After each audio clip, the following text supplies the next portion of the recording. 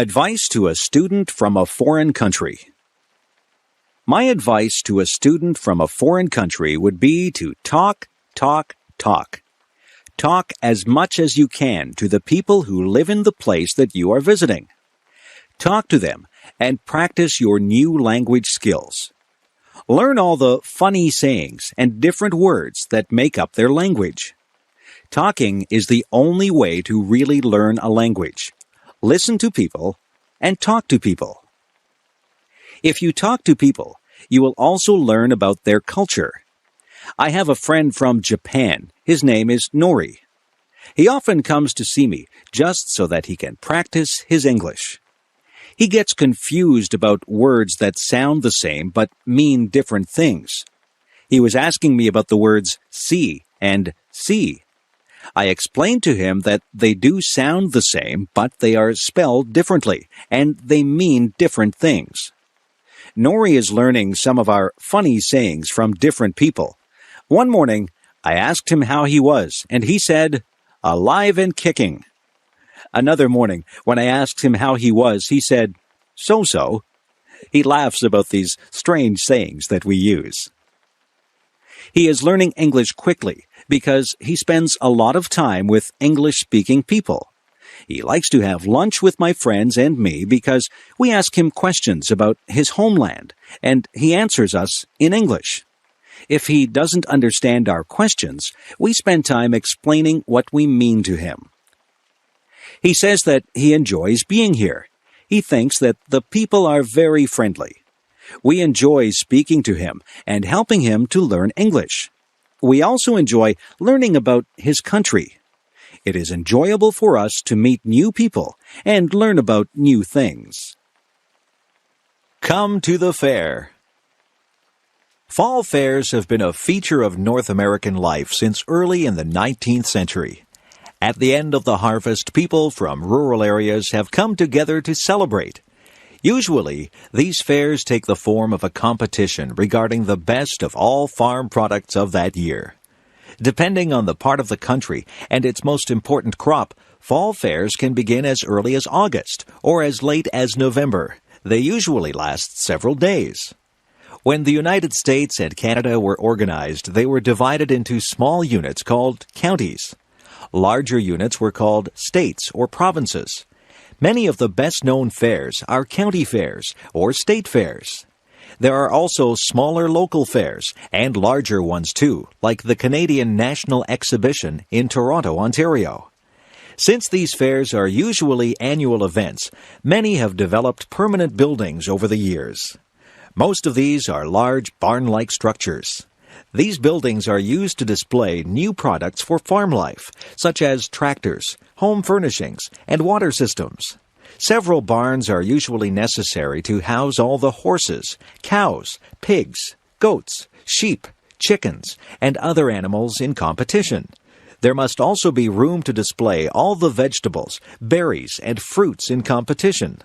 Finally, there is space for handicrafts, artwork, baked goods, and jams and jellies. Usually there is a grandstand, which is a stage with wooden seats around it. Here, entertainers perform for an audience during the fair.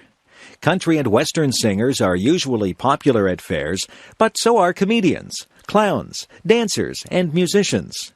There may also be other contests, such as a beauty competition for Queen of the Fair, tests of strength for the men, or pie-eating events.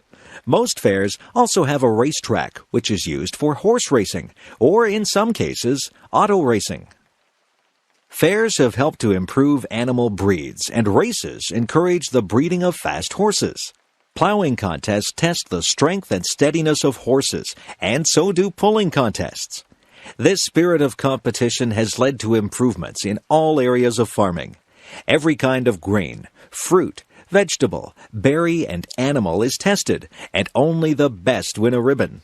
This encourages fairness to improve their products. Farm women compete to produce the best homemade food and crafts. Many kinds of fruit and vegetables are stored in glass jars for the winter. The best of these also receive prizes. Most fairs have a dining area where there is good food served to the public. The goal of improving farming is sponsored by the governments of Canada and the USA. 4-H clubs are youth organizations that encourage farm children to take an interest in farming. 4-H clubs aim at improving the heads, hearts, hands, and health of their members. There are also women's organizations, such as the Women's Institutes in Canada, which work to make the life of farm families better. Fall fairs have taken over the idea of the Midway from the circus. The Midway has rides like Ferris wheels, merry-go-rounds, and roller coasters. It also has games of chance and skill, such as trying to throw a small hoop over a large bottle. One nice thing about fall fairs is that they are fun for the whole family. Children enjoy the Midway and the farm animals. Women like the crafts, food, and household exhibits. Men like the machinery, the horse races, and the crop exhibits. Everyone likes the grandstand shows. Nowadays, not so many people live on farms, but people from towns and cities still enjoy going to fall fairs. They are part of our North American heritage. Hiroshima. North American children know about Hiroshima. They are taught about the dangers of nuclear war. Sometimes they learn the details of the damage that was done. They learn about what happened at 8:15 a.m. on August 6, 1945. People were eating breakfast. Children were going to school and adults going to work. There was a blinding flash of light, a scorching heat, and a mushroom cloud rose up. People close to the explosion were instantly vaporized. Many of those further away would die from burns and radiation. 60,000 houses were destroyed immediately. One concrete structure remained standing, although it was damaged. The local government left the atomic dome standing as a memorial to the explosion. Even those who were not seriously injured in the explosion later became very ill. They became very sick from radiation poisoning. Many developed leukemia. Sadako Sasaki was 2 years old when the bomb exploded. She was apparently uninjured and grew up normally until she was 12. Then she developed leukemia, a disease of the blood and bone marrow. Sadako began to fold paper cranes to protect her from the illness. However, she died in 1955 before she reached 1,000 paper cranes. Her example inspired the Children's Monument at Hiroshima. There is a peace museum in Hiroshima which has objects left by the explosion. These include bottles, metal, stones, and tiles, twisted into strange shapes by the heat. There are objects on which people were vaporized, so that their shape appears like a shadow on the material. There are bits of burnt clothing and many photographs. Why was the bomb dropped? World War II was a long and bitter war. The rules of war, which said not to kill civilians, were forgotten. Hitler bombed London, hoping to break the spirit of the English. Then England bombed Germany to destroy the factories and kill the people who worked in them. Americans wanted revenge for the Japanese attack on Pearl Harbor. The U.S. government had spent $6 billion developing the A-bomb and wanted to use it. Some say that they also wanted to warn the Russians not to cause trouble for America. When American forces advanced on Japan in 1945, they had to decide what to do.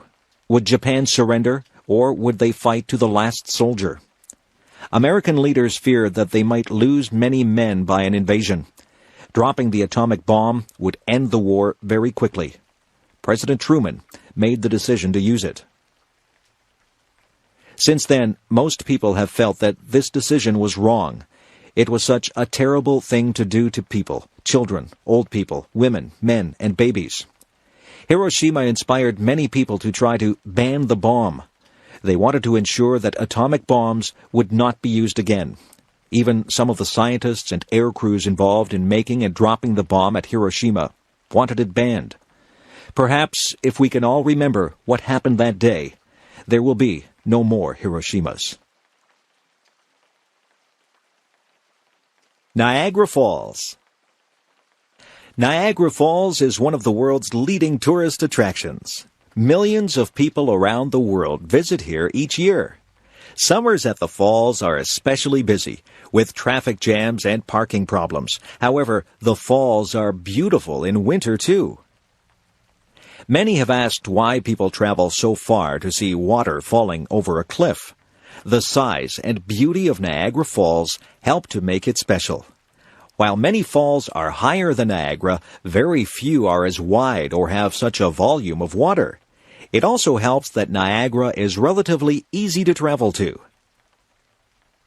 When the first Europeans came to Niagara, the falls were surrounded by forest. The noise of the falls could be heard miles away before they were actually seen. The first visitors were filled with horror at the sight.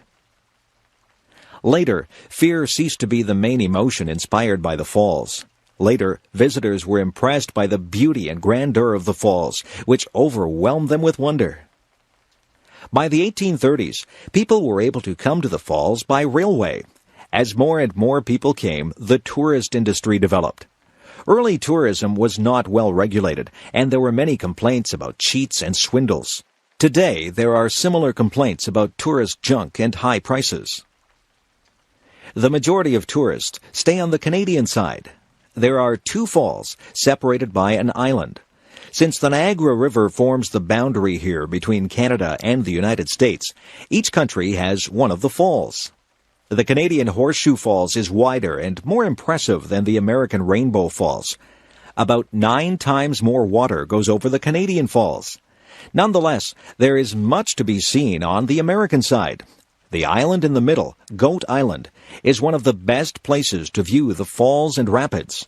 It is on the American side. Newly married couples began coming to Niagara Falls when it was still a secluded, peaceful, and romantic spot. It is still popular with newlyweds as a relatively inexpensive and convenient place to spend their honeymoon. Besides being beautiful, Niagara Falls is also very useful. Their falling water is the power behind several of the largest hydroelectric stations in the world. Much of the electric power used in this part of North America comes from Niagara Falls. In order to harness this power, half of the flow of water is channeled away from the falls during the night and during the non-tourist season. Probably most visitors don't notice the difference. Niagara has attracted many kinds of people over the years. Businessmen have come to profit from the tourists. Daredevils have come to make a name for themselves. Some have gone over the falls in a barrel, while others have walked above the falls on a tightrope.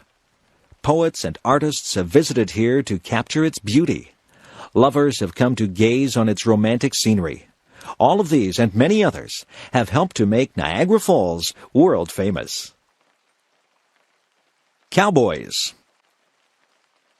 The golden age of the American cowboy was short-lived. It began in the 1860s with the great cattle drives from Texas north to Kansas. By 1890, when railroads had reached remote areas, there was no more need for large-scale cattle drives. Of course, cowboys have a history before 1860. In fact, there were Mexican cowboys long before that. The Spanish conqueror of Mexico, Hernán Cortés, brought cattle with him in 1521. Cortés also branded his cattle with a 3-cross design. The Spanish sharp-horned cattle roamed the deserts and prairies freely. Eventually, they found their way to Texas. American settlers in Texas interbred their animals with the Spanish breed. The Texas Longhorn cow was the result. It was famous for its bad temper and aggressiveness. The Longhorn was a dangerous animal, with each of its horns measuring up to 3 1/2 feet long. After the American Civil War ended in 1865, disbanded soldiers who were former black slaves and young men seeking adventure headed west. At that time, there were about 5 million cattle in Texas. Back in the east, there was a big demand for beef. By this time, railways from the east extended as far west as Kansas. It was still more than 600 miles from South Texas to the railway. Between the two places, there were rivers to cross, Indian tribes, badlands, and other problems. A fur trader named Jesse Chisholm had driven his wagon north in 1865. Cowboys and cattle followed the Chisholm Trail north to Abilene, Kansas. This cattle trail became the most famous route for driving cattle until it was barred with barbed wire in 1884. In 1867, cattle dealer Joseph G. McCoy built pens for 3,000 cattle in the little town of Abilene. Soon, Abilene was the most dangerous town in America. After the long cattle drive, cowboys who had just been paid went wild.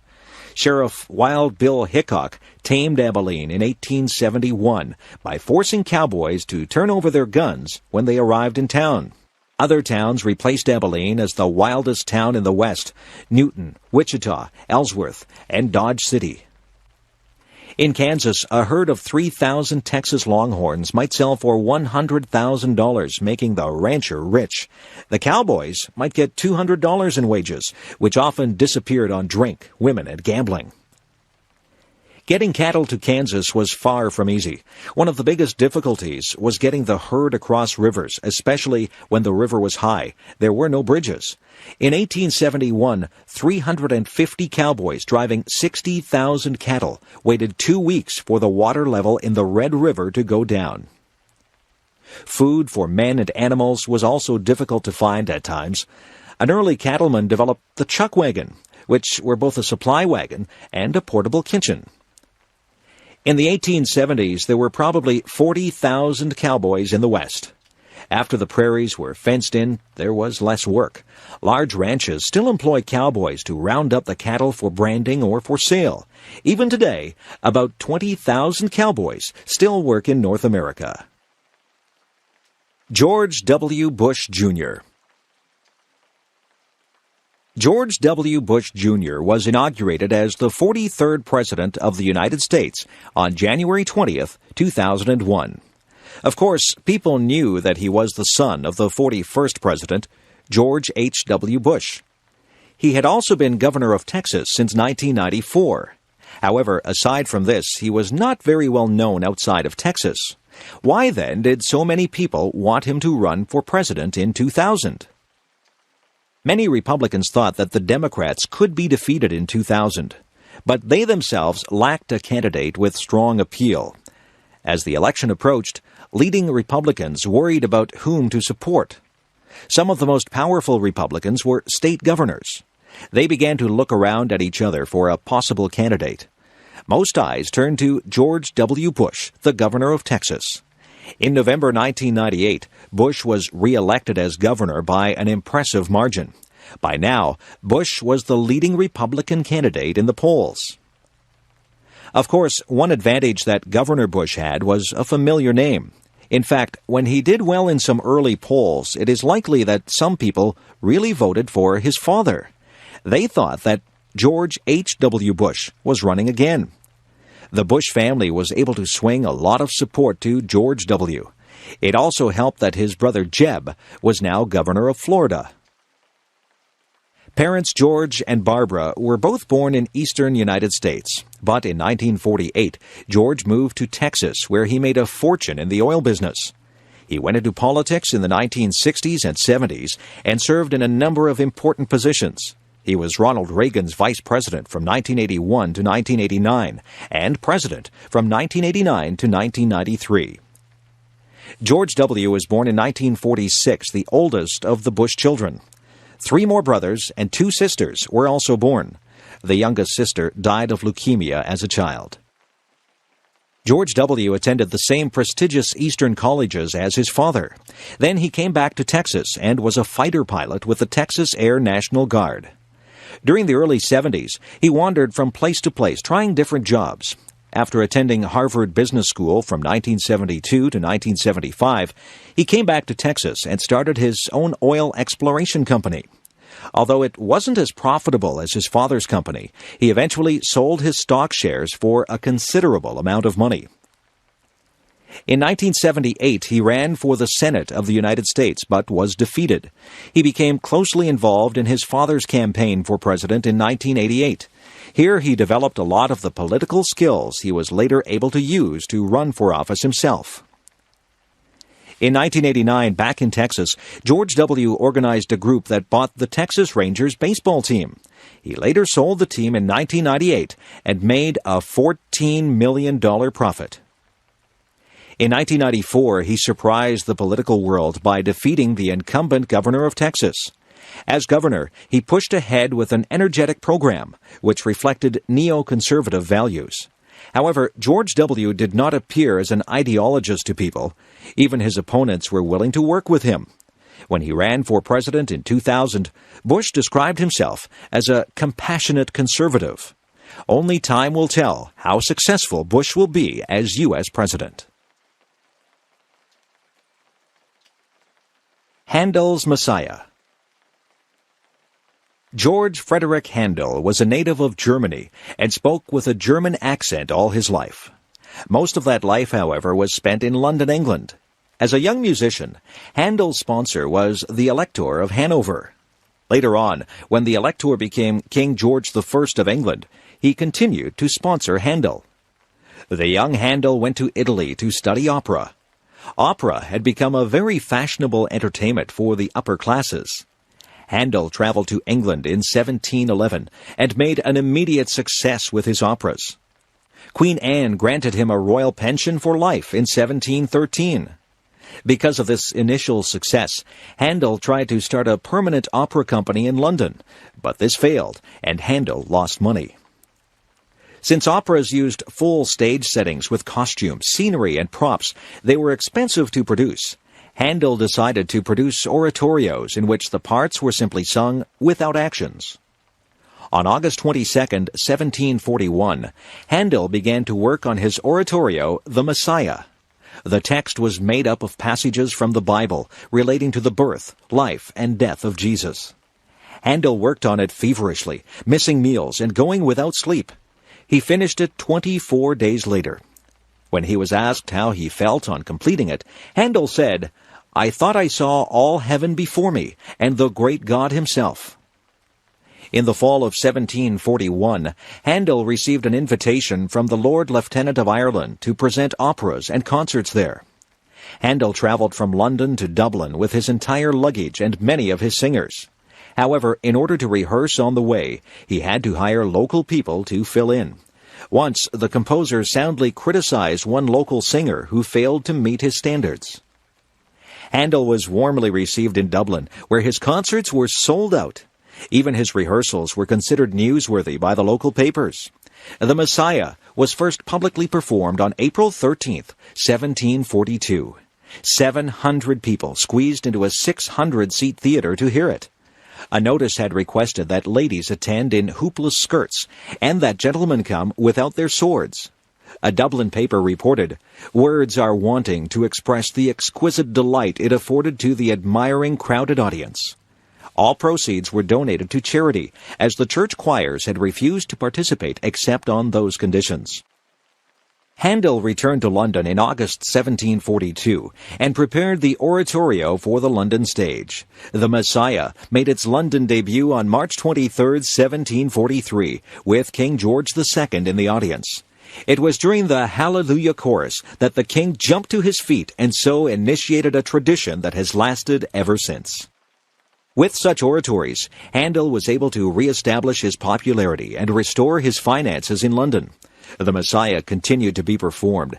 After conducting it on April 6, 1759, the old composer collapsed and had to be carried home. He died 8 days later.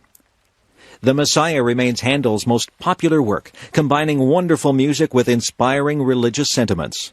The biblical text speaks of hope and salvation, and the music allows the text to soar into angelic songs. Ireland. Ireland is an island in the Atlantic Ocean, just west of Britain. For much of its history, it has been an advantage to Ireland to be far from the mainland. The Romans or the other early empires never conquered Ireland. It was the remoteness of Ireland that helped preserve much of Christian and classical culture. After the fall of the Roman Empire, wandering tribes destroyed much of what remained on the continent. Finally, it was Ireland's turn to be invaded. First, the Norsemen, or Vikings, attacked during the 800s and 900s. Then, in the 1100s, the English invaded Ireland. Since that time, there has always been an English presence in Ireland. The conflict between the English and the Irish grew worse in the 1500s. Then the English became Protestant, and the Irish remained Catholic. In the 1600s, Oliver Cromwell tried to make Ireland Protestant by driving out the Catholics and bringing in Protestant settlers. In the centuries following, Irish Catholics had very few rights in their own country. The Catholic Irish were not allowed to vote until 1829. Since Irish Catholics were not allowed to own land, they were poor tenant farmers. They paid rent to the English landlords. The main food crop in the 1840s was potatoes. When these became infected by blight, thousands of Irishmen starved. Many others were evicted from their dwellings because they couldn't pay the rent. Hundreds of thousands of Irish took ship for North America. The Catholic Irish preferred to go to the United States because Canada was under British influence. However, many Protestant Irish went to Canada. The influence of the Irish on North American culture has been very great in many areas. Prominent Irish Americans include Presidents John F. Kennedy and Ronald Reagan. Meanwhile, in Ireland itself, a strong independence movement developed. A rebellion against England in 1916 began a struggle that resulted in independence for most of Ireland. Some Protestant areas in Northern Ireland preferred to stay with England. Republican groups such as the Irish Republican Army wanted to liberate the North from British rule.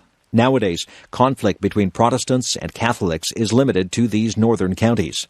Constant attempts are being made to bring the conflict there to an end. Meanwhile, the Irish Republic of Ayr has become prosperous again. It can sell its agricultural products to the European common market. Irish beer and whiskey are sold all over the world. Ireland is also becoming known for its high-tech industries. Because of this relative prosperity, the population is increasing again after a century and a half of decline. The Irish differ from other people because the vast majority of Irishmen live away from their homeland. However, this exodus from Ireland has helped to spread Irish music, culture, and products around the world. On St. Patrick's Day, March 17th, nearly everyone becomes Irish for the day. Then there is a great party with Celtic music, Irish dancing, green beer, and the wearing of the green.